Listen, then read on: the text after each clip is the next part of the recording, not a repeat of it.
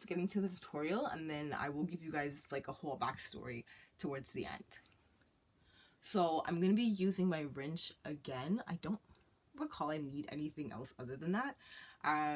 So I used a box, a PlayStation box I have, and then I used a rubber bin that I have my patterns in to prompt it up. So if you don't have anybody to help you like hold the machine, like the motor, just use something that you have. So I will tell you guys the measurements in the description box of like everything so that it's like aligned, but this is basically what I'm using to help me get it on. So what we're gonna do is basically I'm gonna take the motor and I'm gonna slide it on. The nuts are already like installed on it, so it really just needs to be like slid on.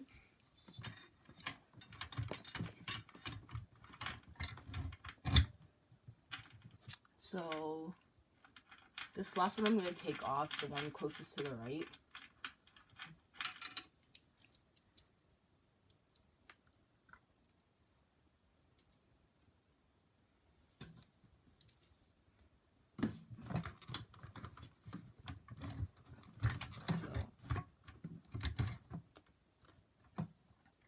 So I'm just elevating it with my hand. And then hopefully I can get this on with one hand.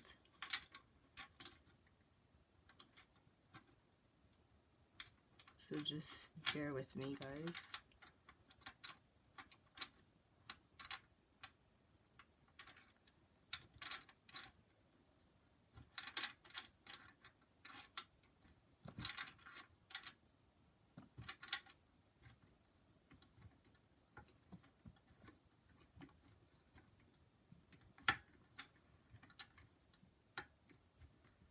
Okay, so I'm just gonna make sure that it's kind of like even, like aligned. And then I'm just gonna screw up with my hand.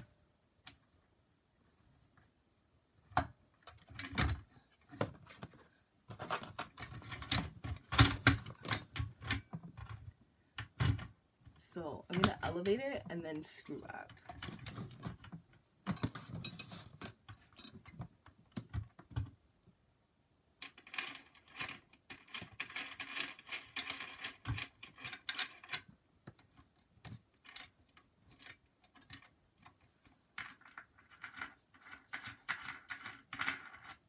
So you may need assistance if you can get with somebody.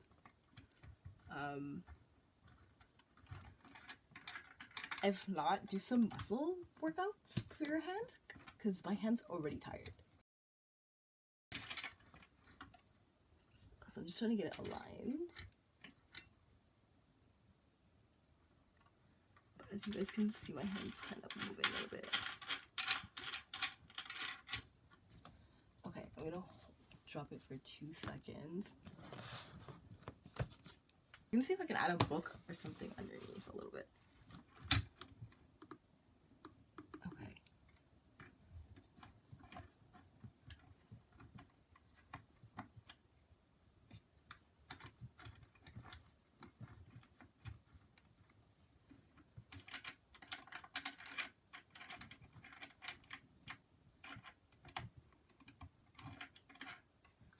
So what I'm gonna do now is, this one seems fine, but I obviously have to tighten it.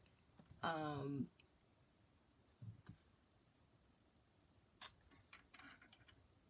do feel like these ones, so the ones closest to the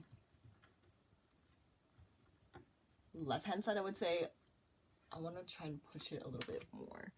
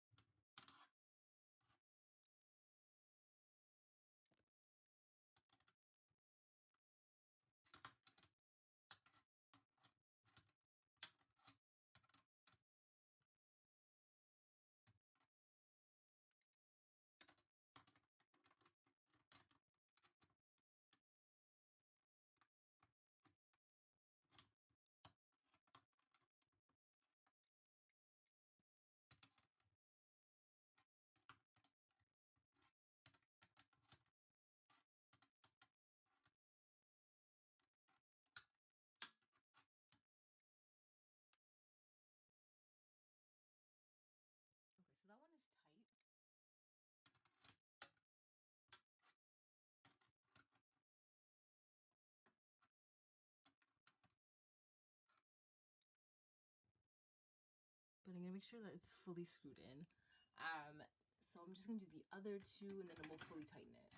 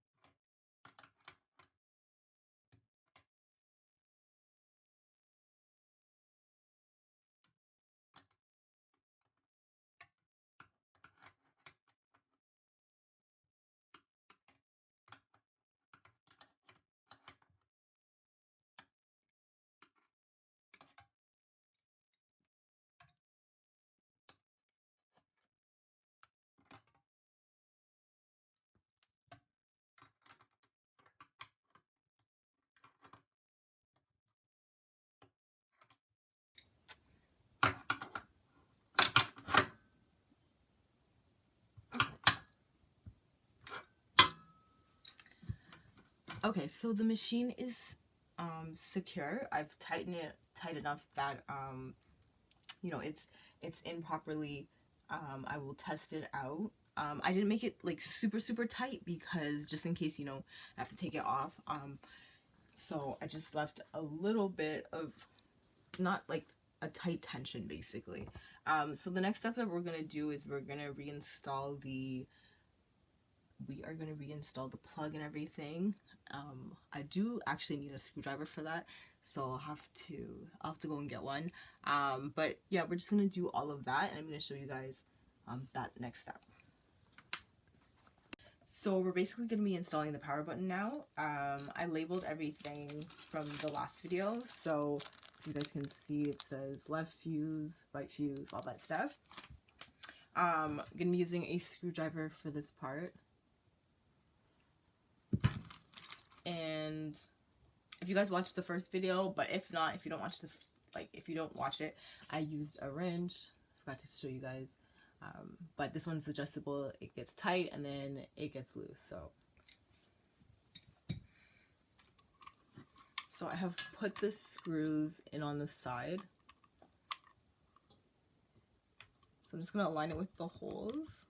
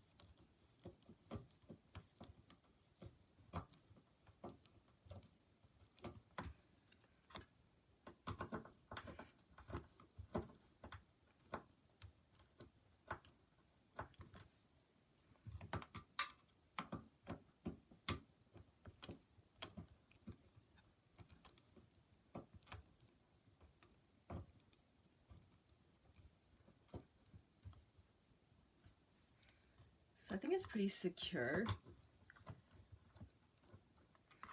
The left one is kind of on a, I think they would on a, they look like they're on a slant, but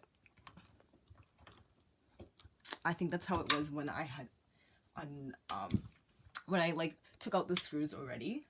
So this cord goes here.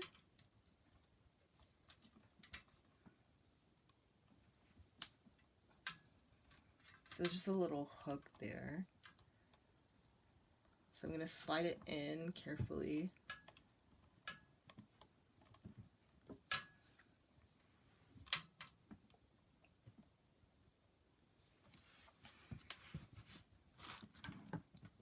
And then this one back here is cracked, so I'm just sliding that in.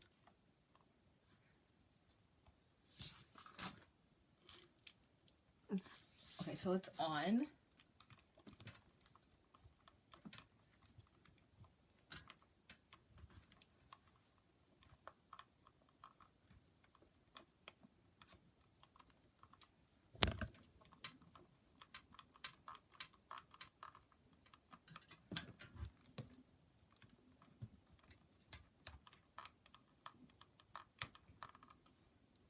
Okay, so that one is in, I'm pretty sure. If not, I'll have to go back and retighten it. And then I put that one in.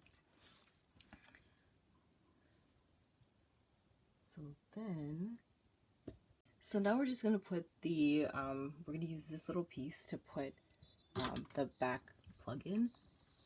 So it's close, there's a hole right here. So I'm just pushing it up, and then that's basically it. I don't think I need to twist in. And just make sure to take pictures of everything so you know how everything looks, and that way you'll just know where to place.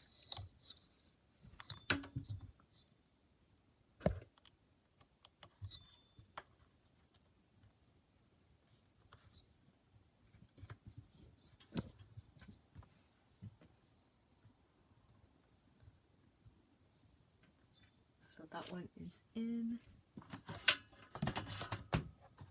And then, so the right cord is basically the cord that goes to get plugged in. And then you have this back cord here, and there's one more hook. So I'm basically gonna place that one in, and that's the last one. So I'm just placing the last holder towards the back. So I'm just taking the plug that's installed in the motor, and then we're just gonna attach it.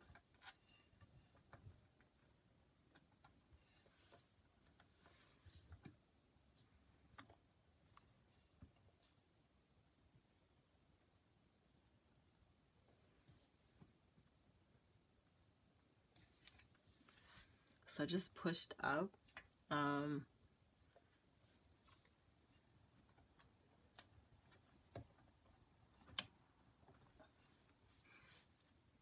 I'll have to reference the pictures for everything, but I think everything is aligned.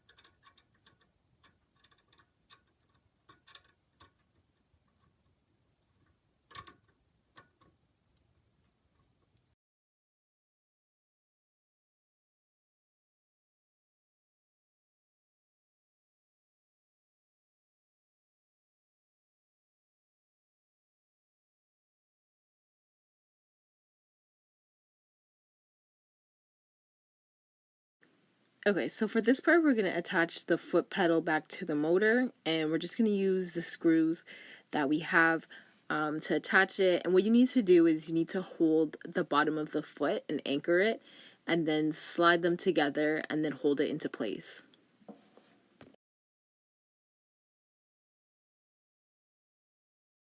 So I'm just going to tighten the screw that's in between here.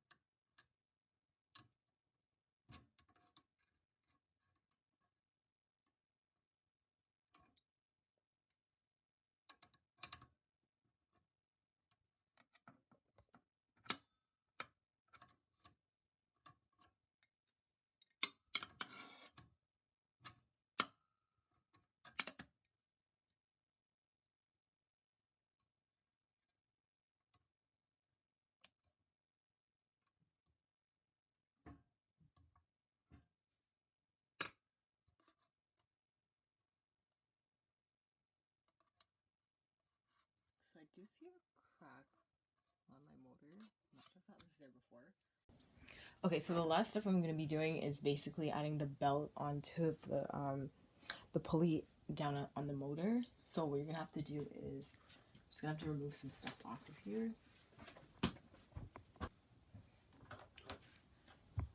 So you're going to put the belt on here and then push it down. So now you can push the machine forward. And then you're just gonna hook it on to the bottom of the pulley.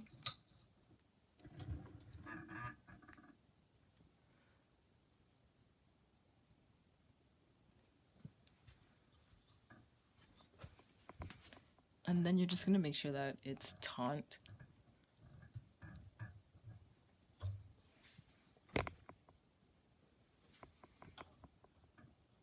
You don't want the belt to be loose.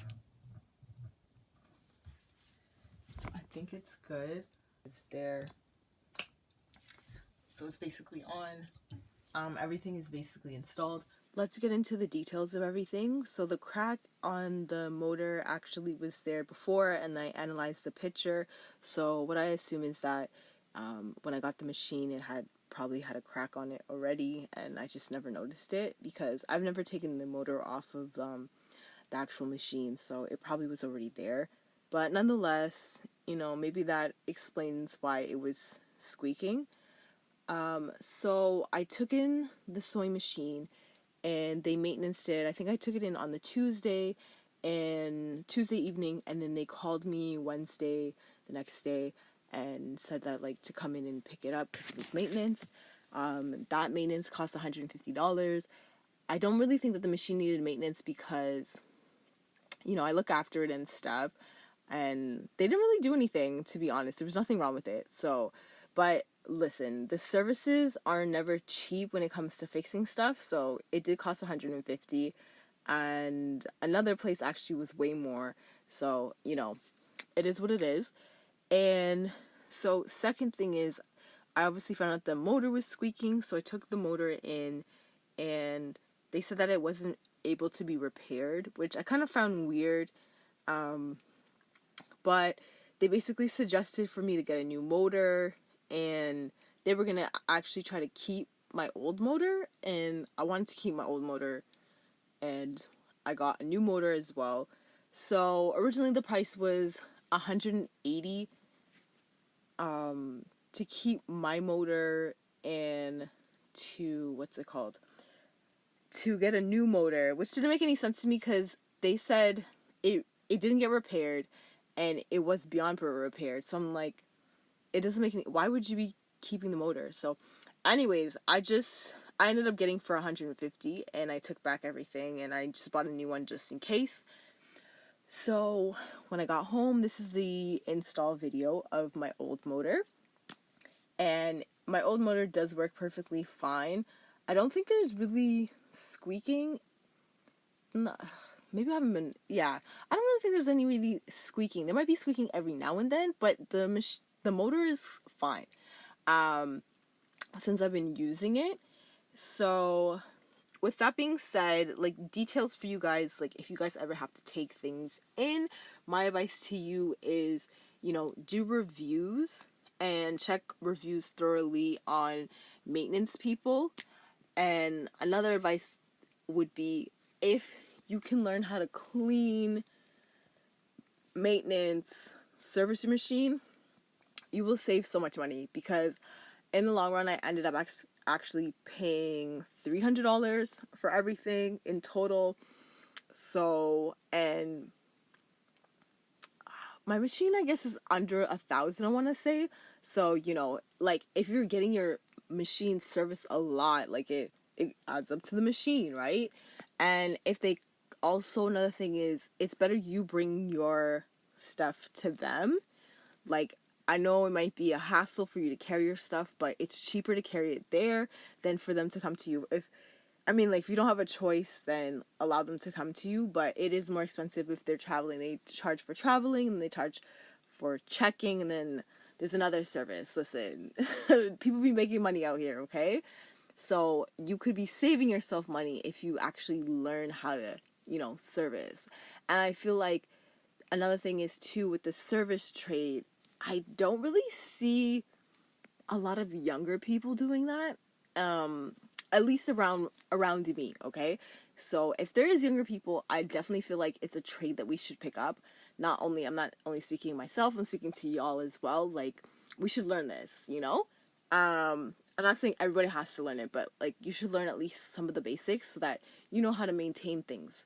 My next point is if you're carrying your machine, make sure that you label your machine.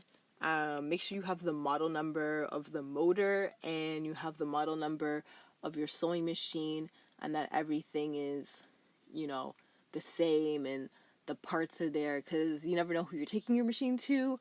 So you just got to be cautious on that, because a lot of times, sometimes people take machines and they don't come back the same way. That's why I didn't even want to take my machine in the first place, because I think the first time I had got my serger fixed, used it, and one of the parts on it actually ended up breaking not too long after. And I was like, this is ridiculous. Like, and I tried to get the part and put it back on. I still have it to this day. And I never put the part on. I just ended up getting a new machine because it's a very tight space to go through, and I don't know if I have to pull other things off, so we just never bothered doing it. I might actually, you know what, maybe I might try and fix it, and if I do maybe try and fix it, I'll do a video for y'all, and we can do it, but it probably will be long because I feel like it's such a tedious thing, but we'll see on that. Next advice too would be, the cleaning process of your machine, that you're maintaining it, right? And what I mean by that is, when I originally came on to see if anybody had a video like of, the motor, and also like the videos that I just did of them, right? So nobody had a video, but one video actually popped up, and the girl on the video was actually saying that, the machines are durable, that you can leave lint in them. And that is a huge no. Do not leave lint in your machine. Lint actually damages the machine, especially with the buildup of it. It's like, think of it this way. If dust gets on your face and it sits on your face, it starts to cause pimples. It can cause acne, all that kind of stuff. Dust makes you sneeze, so forth. So think of that as on a machine. It's doing the same thing. It's damaging parts. It's taking up all the oil. It's sucking up the oil off the machine. So you want to make sure to remove the dust.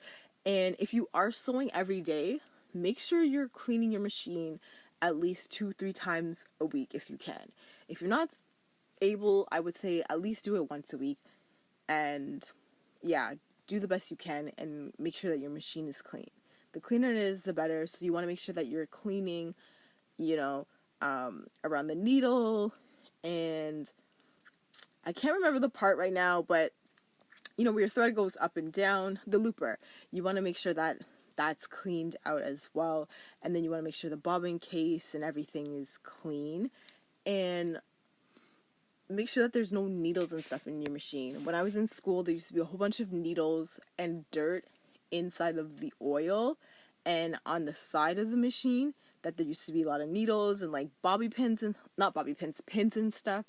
You want to make sure that all of that stuff is out and not in the machine. And our school always used to have a serviceman like every week, I guess, because like stuff was always getting into the machine. So just make sure that you're checking your machine too, that no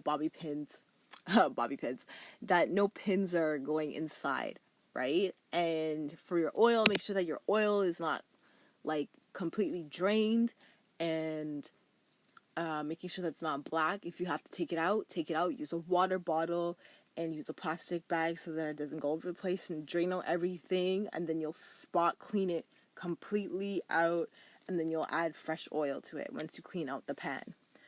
And another thing is to make sure you guys are checking your tension on your machine. You're changing it when you're sewing denim, silk, polyester, linen, let's say you're sewing gauze, whatever it is, make sure that the tension is changed, because that does affect, it does affect the machine. Also, avoid using cheap threads, because they do shut off a lot of lint and so forth. So, stick to threads that are decent brands and stuff like that, and they're not constantly breaking, right? Make sure you're also changing your needles, different sizes for different fabrics and stuff. Make sure you're knowing which one works best, like a ballpoint. If you're using leather, make sure you have a leather needle and so forth, and you're using a leather presser foot. And also the foot is very important as well, that you're changing different feet for whatever you're using. The next step I would say also is for your belt. Make sure your belt isn't peeling and that it's in good tension. Good tension is like you squeeze it and it doesn't really it's not loose, basically. You want it kind of firm. And another thing is if you can have backup stuff, like a backup belt and like extra feet, make sure you always have extra needles with you, and like the motor too, if you're constantly sewing and stuff like that. And if you can afford it, then get it. But if you don't need to, then but have backup pieces of like parts and stuff like that, because it'll save you time. And yeah, I think that's basically it, what I wanted to cover with you guys. If you have any questions that you want to ask, I'll do my best on answering them. What else? Yeah, find out pricing though, also from different shops on what they charge, because it could go, if you only call one shop, you'll never know who's charging what. So that's another thing. And the last story I wanted to kind of bring up is I did have a friend too. She had got her serger fixed, and long story short, within a week, I think it wasn't working properly, and she paid, I think, close to $100 for it to get serviced, and it's a domestic serger. So anyways, she asked me if I could help her out, so I actually ended up maintaining it for her and got it back into regular shape, and it was working fine. So always try to look for little things to see if you can fix it. But if you're not, if that's not your thing, then listen, don't force it.